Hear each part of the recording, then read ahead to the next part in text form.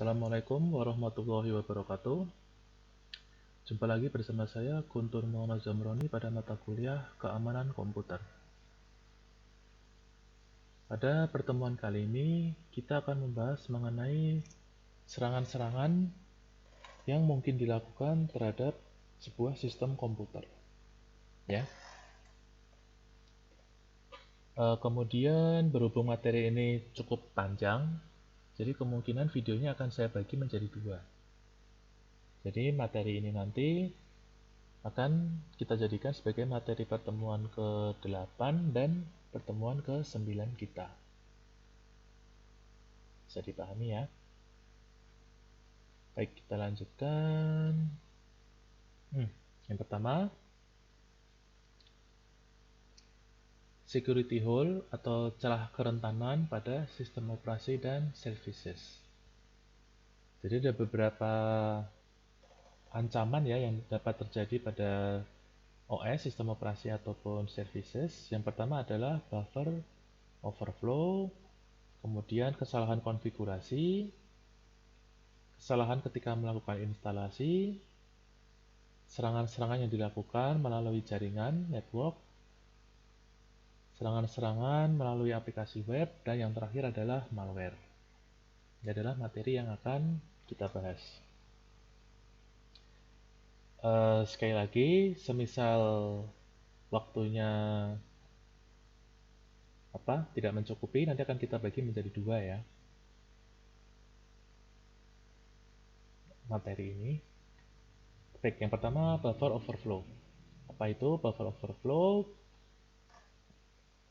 Sedikit kilas balik ya. Jadi kasus serangan yang memanfaatkan BO atau buffer overflow ini pertama kali terjadi pada tahun 1998. Jadi sebetulnya ini belum terlalu lama ya. Yaitu dengan adanya sebuah serangan Morris Worm.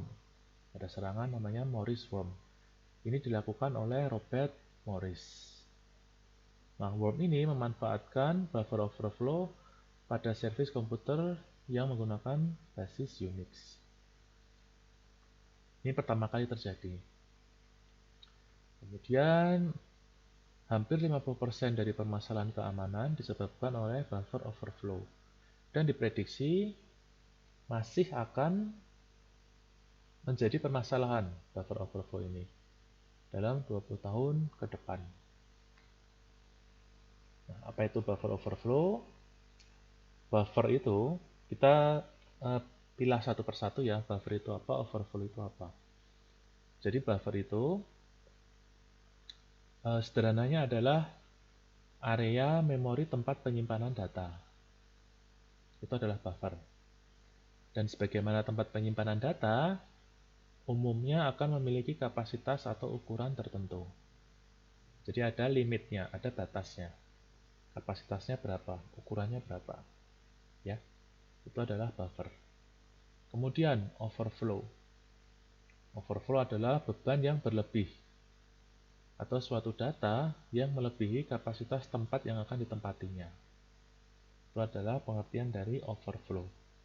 Sehingga buffer overflow dapat kita artikan ketika sebuah program berusaha untuk menyimpan data ke buffer, menyimpan data ke tempat penyimpanan, tapi ukuran datanya itu lebih besar dari ukuran buffernya.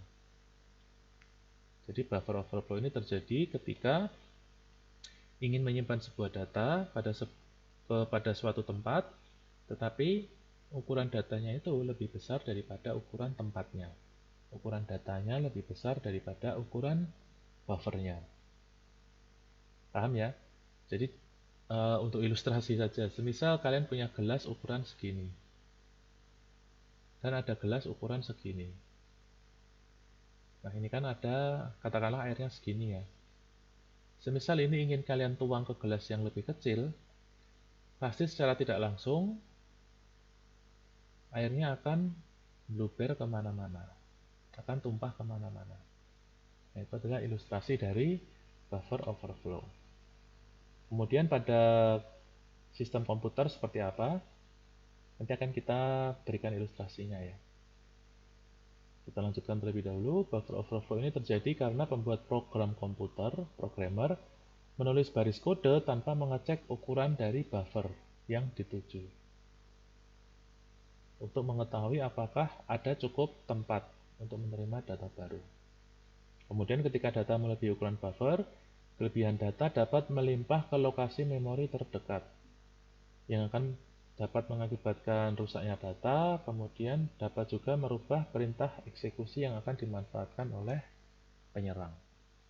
Jadi intinya ketika data yang ingin kita simpan itu lebih besar daripada tempatnya, lebih besar daripada ukuran buffernya, maka nanti akan tumpah ke memori-memori sekitarnya.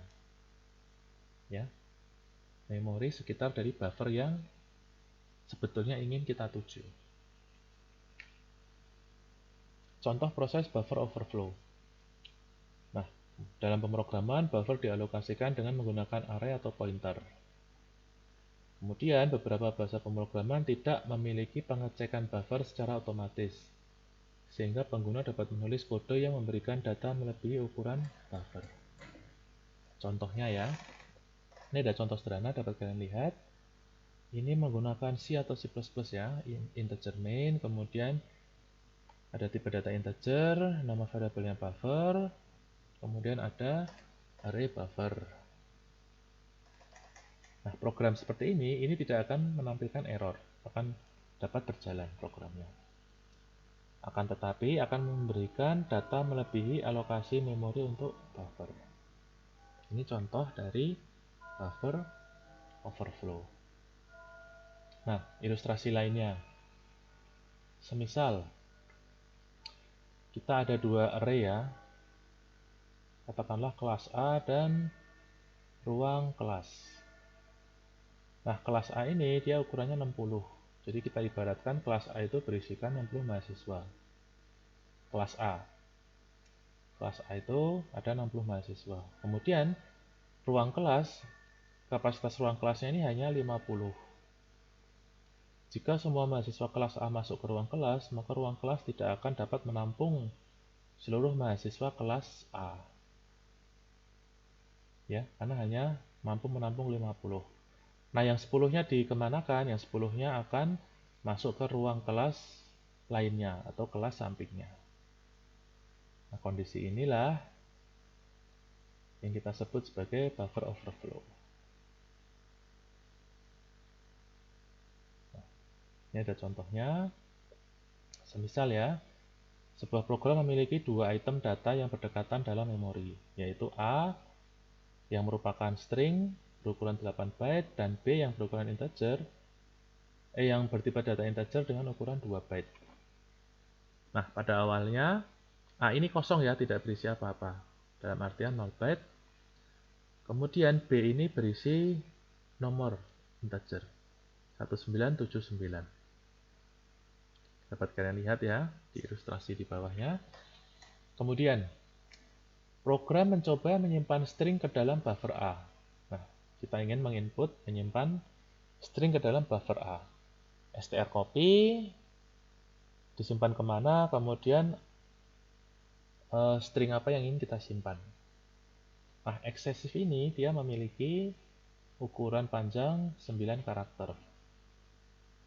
Ya. Dan mengencode sampai 10 byte. Tapi buffer A ini dia hanya dapat menampung 8 byte. Ya. Tanpa pemeriksaan panjang, maka B akan menerima limpahan. Sehingga akan terjadi seperti ini. Ya, eksesif tadi ya. Yang E-nya, kan ada E-nya tadi harusnya. Yang E-nya itu akan terlimpah ke B. Sehingga B, dia akan berubah isinya. Yang sebelumnya adalah 1979, dengan hex value-nya ini, karena terkena limpahan, maka isinya akan berubah. Dan otomatis hex-nya akan berubah. Ini contoh dari buffer overflow. Ya. Kemudian di sini ada contoh lain. Nah, bagaimana cara mencegah buffer overflow? Pertama, dari sisi programmer, yang pasti menulis kode yang aman. Jadi harus memperhatikan, harus mengetahui fungsi-fungsi library yang tidak melakukan pemeriksaan batas input. Seperti tadi strcpy itu dia tidak melakukan pemeriksaan batas input pada C ataupun C++ dia. Kemudian yang kedua, stack execute invalidation. Dalam artian tidak mengizinkan stack untuk mengeksekusi instruksi apapun. Dan yang terakhir adalah compiler tools. Compiler-compiler terbaru itu dapat mengecek penggunaan construct yang tidak aman. Jadi semisal pada baris kode ada construct yang tidak aman, maka compiler akan memberikan peringatan kepada programmer. Itu dari sisi programmer. Bagaimana dari sisi user? Nah, dari sisi user ada beberapa hal yang dapat dilakukan. Yang pertama adalah selalu mengikuti informasi perkembangan terkini terkait bug. Jadi rajin-rajin baca berita atau perkembangan teknologi.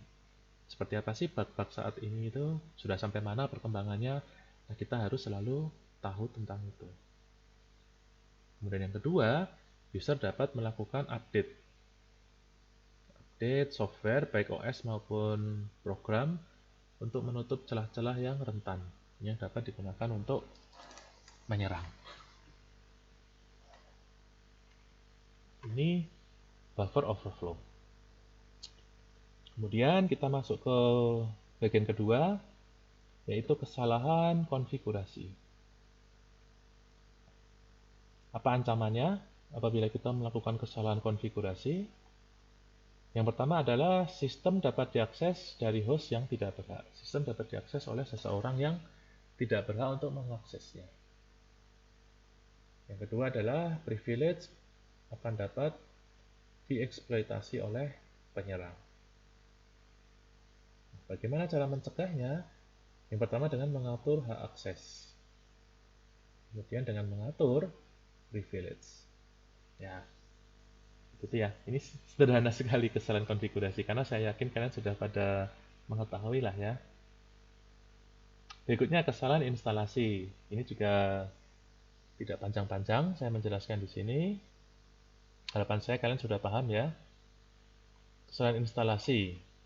Ancamannya seperti apa? Akibat kesalahan instalasi dapat menyebabkan servis yang tidak diperlukan itu berjalan di belakang layar, sehingga akan berimbas resource sistemnya akan termakan oleh servis ini, akan berkurang. Kemudian yang kedua, semakin banyak servis yang berjalan, maka semakin banyak ancaman karena bug-bug yang ditemukan. Kemudian network service akan membuka port komunikasi. Nah, ini maksudnya bagaimana? Maksudnya port-port komunikasi yang tidak diperlukan itu sebaiknya kita tutup saja. Jangan dibiarkan terbuka, karena itu dapat menjadi pintu masuk sebuah serangan.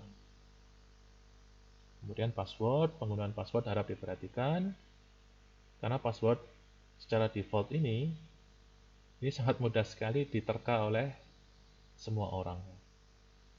Apalagi misalkan passwordnya disetting admin 123, nah itu sangat mudah sekali. Kemudian yang terakhir, sampel program dapat dieksploitasi. Bagaimana cara mencegahnya? Yang pertama, hanya mengaktifkan servis yang diperlukan saja. Kemudian kita perlu mengatur konfigurasi seaman mungkin dan buang semua yang tidak diperlukan setelah instalasi.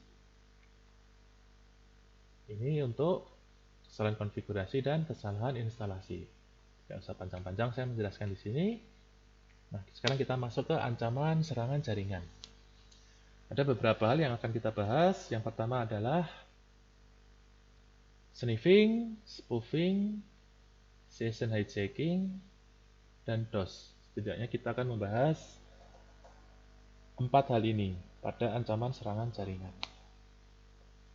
Apa itu sniffing? Sniffing adalah penyadapan. Spoofing, pemalsuan.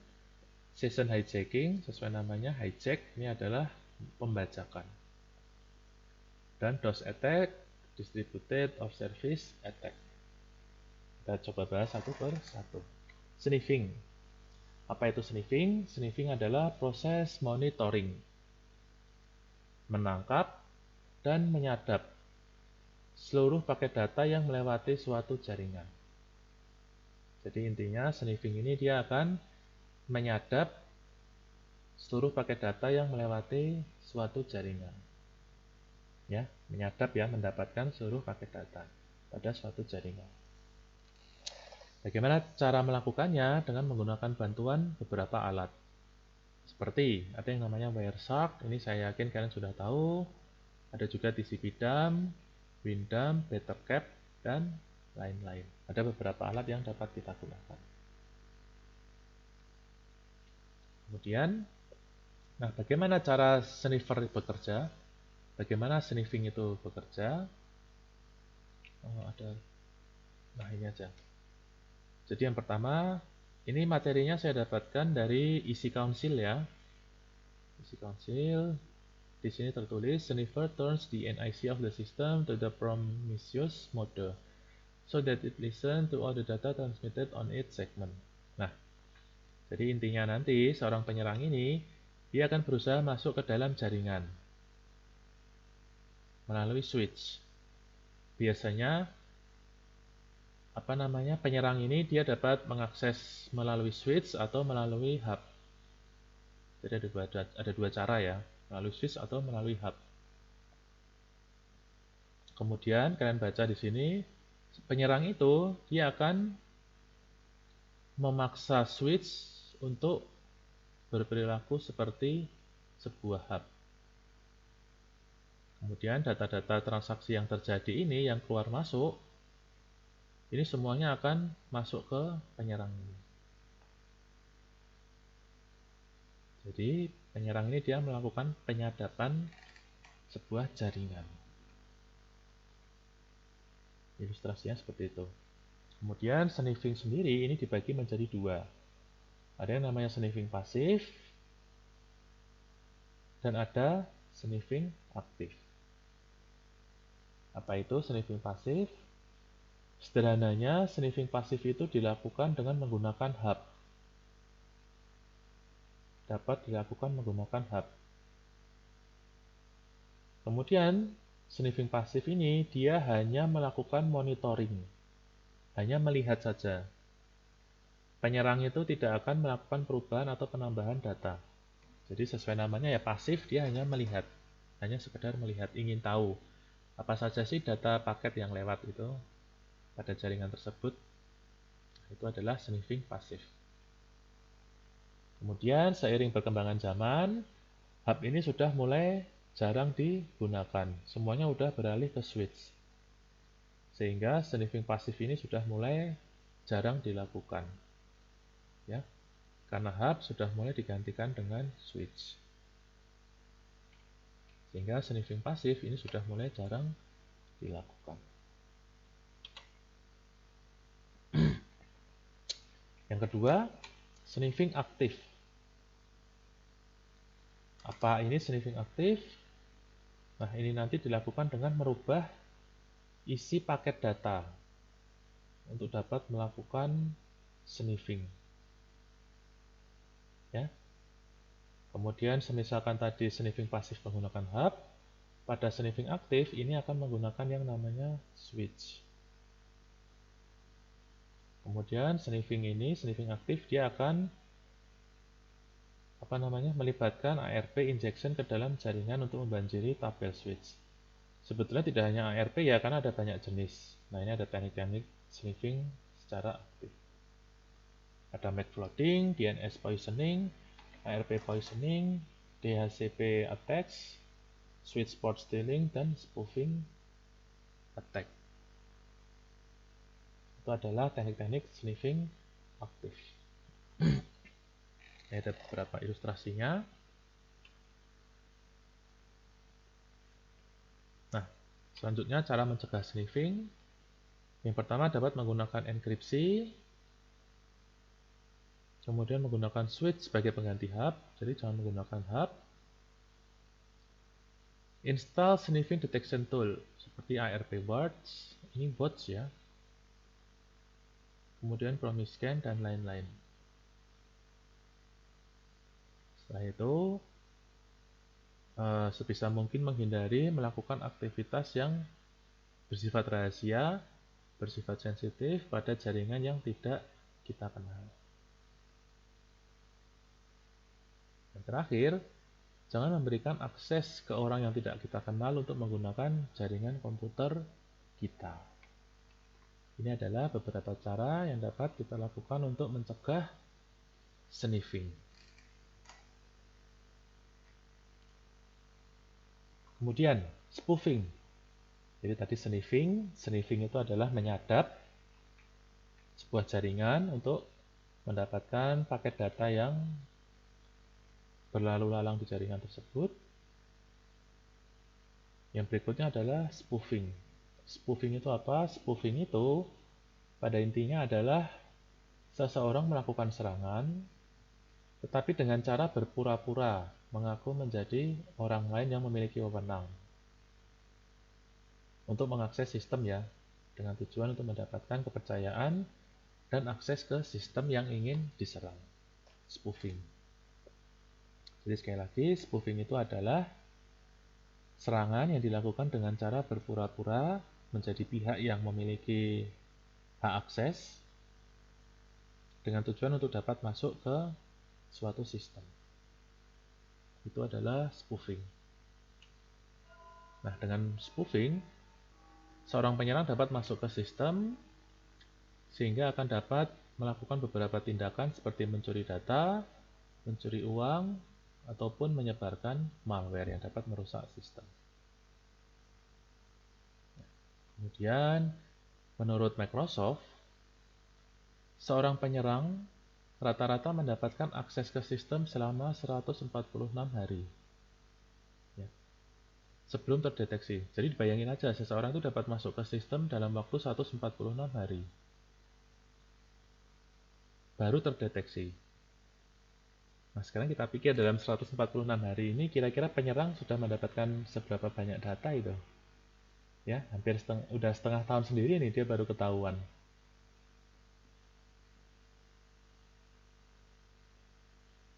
Sangat berbahaya sekali ini berarti spoofing. Kemudian pada tahun 2017, jumlah kerugian organisasi akibat serangan spoofing lebih dari 600 triliun. Ya, jadi ini bukan nilai yang kecil ya, ini besar sekali.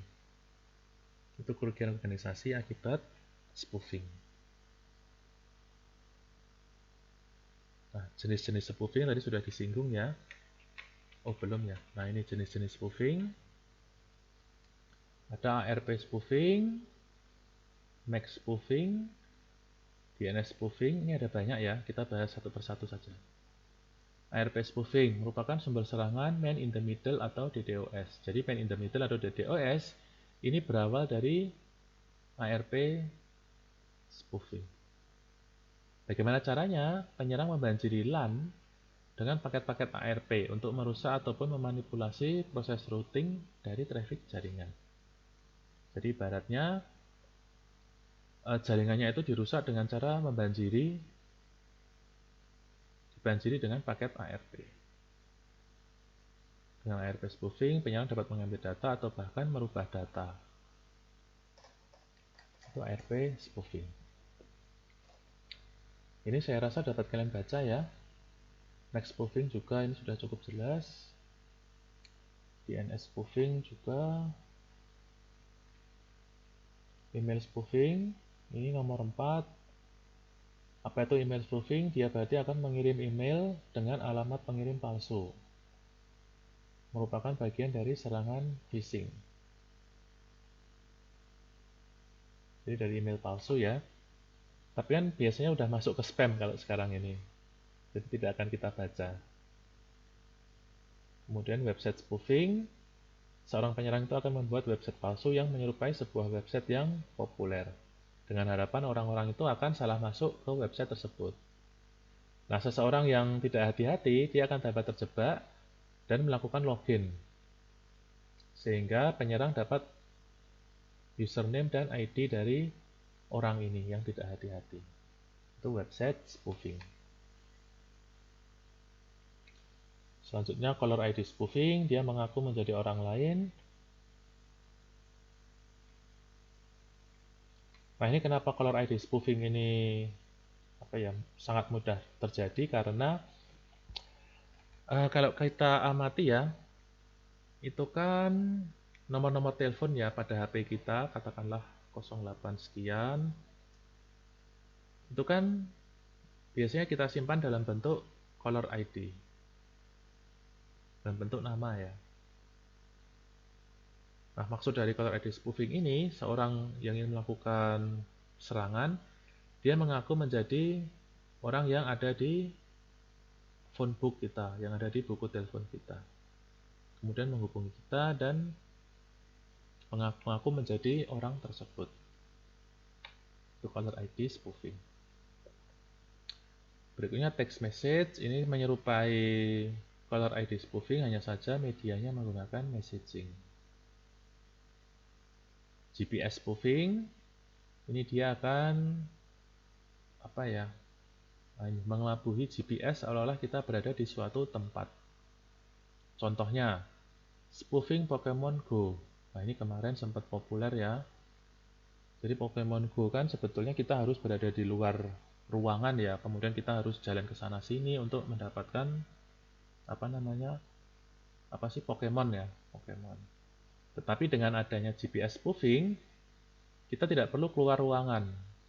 Kita cukup berada di kamar, kemudian menggunakan GPS spoofing, sehingga seolah-olah kita ini berada di suatu lokasi. Ini contoh yang terdekat dengan kita. Contoh dari GPS spoofing. Kemudian IP spoofing, ini digunakan ketika seseorang menyembunyikan lokasi IP mereka. Nah, ini sering digunakan pada DDoS, seorang pelaku serangan DOS melakukan IP spoofing untuk menyembunyikan identitas dan lokasi mereka. Ini adalah spoofing.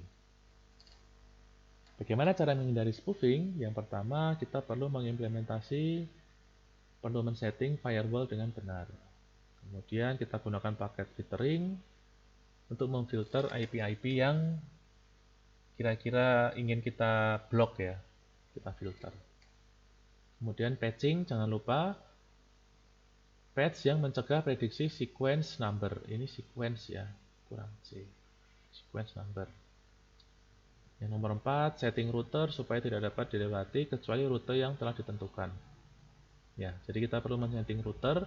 Semisal kita rutenya harusnya lewat sini, maka jangan mau kalau tiba-tiba diminta lewat sini. Kita maunya lewat yang rute ini. Bisa kita atur itu pada routernya. Kemudian install antivirus, gunakan VPN dan gunakan tool-tool yang dapat mendeteksi spoofing. Contohnya apa? Di sini ada DNS Traceroute. Ini dapat kalian download ya. Kalian coba-coba DNS Traceroute. Itu terkait spoofing. Kemudian tips untuk mendeteksi ARP spoofing. Nah, ini ada beberapa tips ya. Nah, kalian bisa mencoba masukkan perintah ARP A.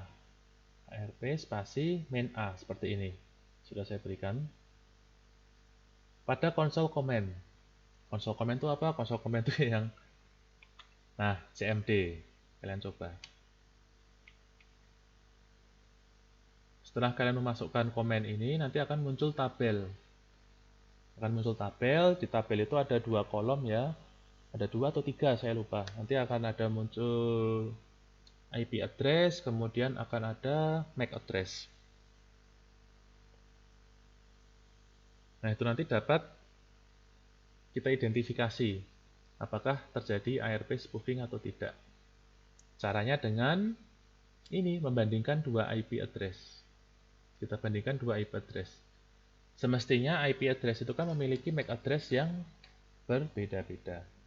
Jadi 2 IP address itu semestinya memiliki MAC address yang berbeda-beda. Semisal ada dua IP address yang memiliki MAC address yang sama, maka ada kemungkinan ada penyusup di dalam jaringan sistem tersebut. Ini untuk mendeteksi ARP spoofing. Silahkan kalian coba ya.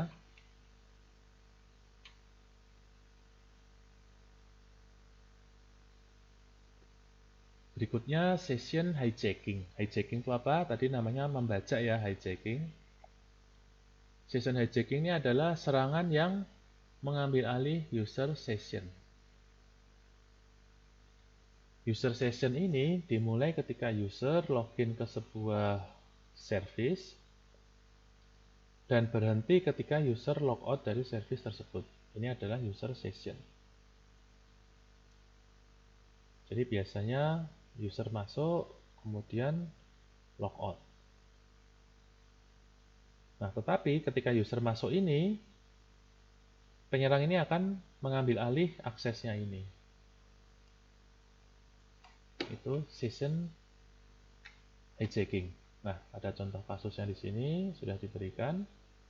Misalkan Anda melakukan login pada sebuah web app, maka server akan membuat temporary session cookie pada browser Anda untuk mengingat bahwa saat ini Anda sedang login dan terautentikasi pada website ini. Ya. Kemudian penyerang dapat mengetahui session ID dengan cara mengambil session cookie. Jadi session cookie ini yang dibuat oleh server, ini akan diambil oleh penyerang untuk mencari tahu session ID-nya. Atau dapat juga dengan cara lain, yaitu dengan membuat Anda mengklik link palsu yang berisi session ID yang telah disiapkan. Seperti spoofing tadi berarti ya. Setelah penyerang mendapatkan session ID, penyerang akan berhubungan dengan server dengan mengaku sebagai Anda. Ada ilustrasinya tidak? Nah, seperti ini ilustrasi dari session hijacking.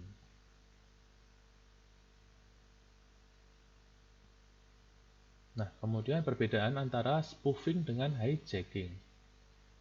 Tadi spoofing apa? Spoofing itu mengaku-ngaku menjadi orang lain untuk mendapatkan akses ke sebuah sistem. Sedangkan hijacking itu dia membajak session. Jadi seseorang yang memiliki wewenang sehingga penyerang itu dapat masuk ke suatu sistem. Kita lihat perbedaannya. Pada spoofing, yang pertama, seorang penyerang berpura-pura menjadi orang lain untuk mendapatkan akses. Kemudian, penyerang tidak mengambil alih session yang terjadi. Akan tetapi, dia akan menginisiasi sebuah session baru dengan menggunakan victim stolen credential, dengan menggunakan identitas target serangan yang dia curi. Itu spoofing. Sedangkan hijacking, session hijacking is the process of taking over an existing active session. Jadi hijacking ini dia akan mengambil alih session yang sedang berjalan. Kemudian seorang penyerang ini dia bergantung kepada legitimasi user untuk dapat melakukan koneksi dan autentikasi. Semisal user ini targetnya dia tidak terautentikasi oleh sistem, tidak dapat masuk ke sistem, maka penyerang ini juga tidak akan dapat masuk ke sistem. Jadi sangat bergantung kepada target serangan. Itu hijacking. DOS attack. Masih beberapa slide kita ya.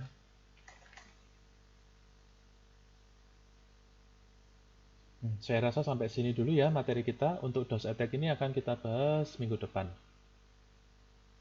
Kita lanjutkan minggu depan ya pakai DOS attack. Jadi materi kita sampai pada hijacking. Ya, saya rasa sampai sini dulu materi kita. Semisal ada yang ingin kalian tanyakan, silahkan ditanyakan melalui grup yang sudah kita buat. Terima kasih atas perhatiannya. Wassalamualaikum warahmatullahi wabarakatuh.